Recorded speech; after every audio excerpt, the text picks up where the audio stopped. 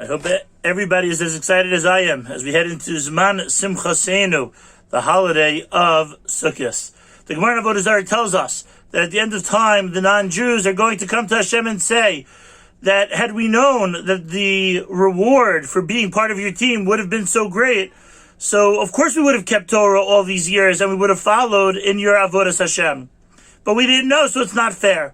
So Hashem's going to give them a shot and said, you know what, let's do a trial. I'll give you one mitzvah to find out whether you're authentic in your pledge and in your resolution or not, and that mitzvah is going to be sukkah. And Hashem says it's even a mitzvah kala. It's even an easy mitzvah. So the non-Jews are all excited. They go build their sukkah. And then Hashem removes the nartik. He removes the cover from the sun to make the sun blazing hot.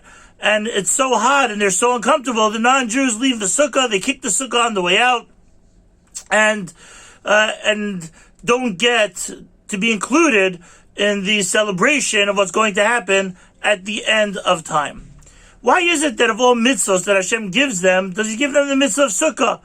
Even if you want to say it's because it's a mitzvah kala, it's an easy mitzvah, but there are many, I'm sure, mitzvah kalas. There are many easy mitzvahs that one could do. So why specifically the mitzvah of sukkah? The Torah asked the famous question that really the holiday of Sukkot is out of place.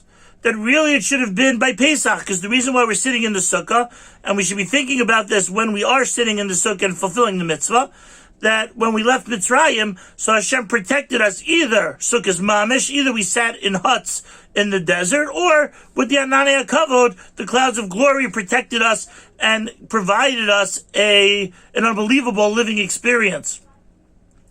So really, the holiday of Sukkot should have been right after Pesach, 7 days of Pesach, and then straight into 7 days of Sukkot. Why was it moved to Tishrei? So the Torah answers, because in Pesach time, when it's spring, so everybody goes out to sit in huts. It wouldn't be clear that the reason why we're going to sit in a hut is specifically for the mitzvah. However, Tishrei, and as we think about our sukkahs in New York, in Canada, in England, wherever we might be, that many times that sukkah, the weather is cold, and it might even be snowing.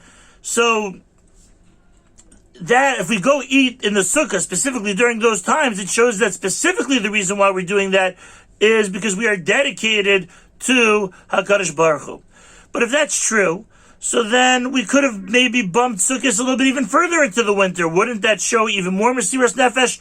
Here, Sukkot is in prime location right after Yom Kippur. But if we put these two ideas together, the Gemara in Avodah Zarah and the Torah, so then we find an interesting idea when it comes to Sukkah.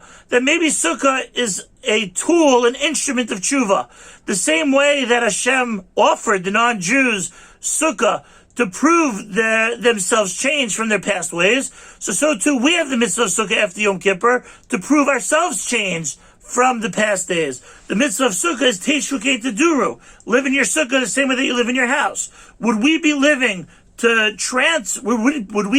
transfer our entire lives from our home where we're accustomed to move it outside to a temporary hut just because Hashem asked?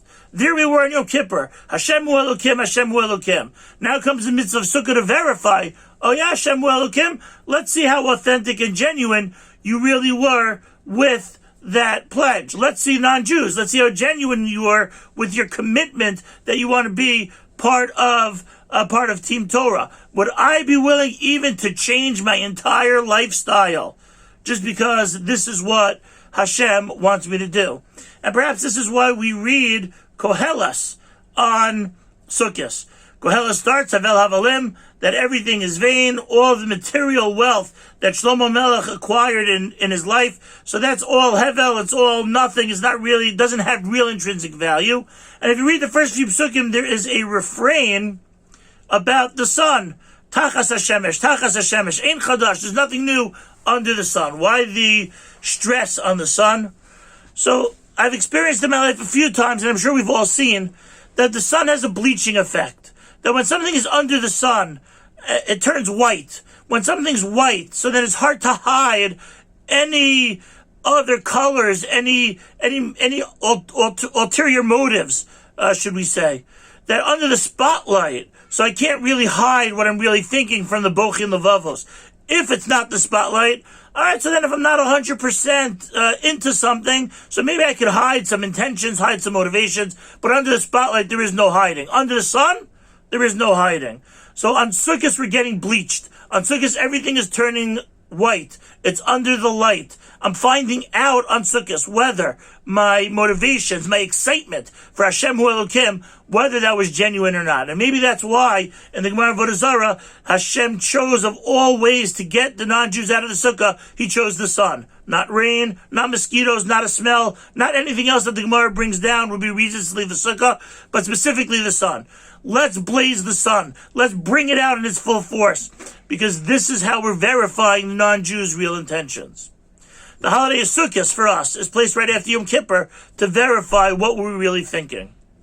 Here at Tzom of Nevinu Shabbat Shemayim, Hashem should help us be honest with ourselves, most importantly, so that we can be honest with Him and be honest with others, to be able to think about, reflect upon our commitments, our pledge of Hashem Hu Elokim, and to see where we're holding, whether we're authentic and genuine, and that He should help us be able to reach a level of doing Avodas Hashem with a full heart. Have a great Zman Simchaseinu.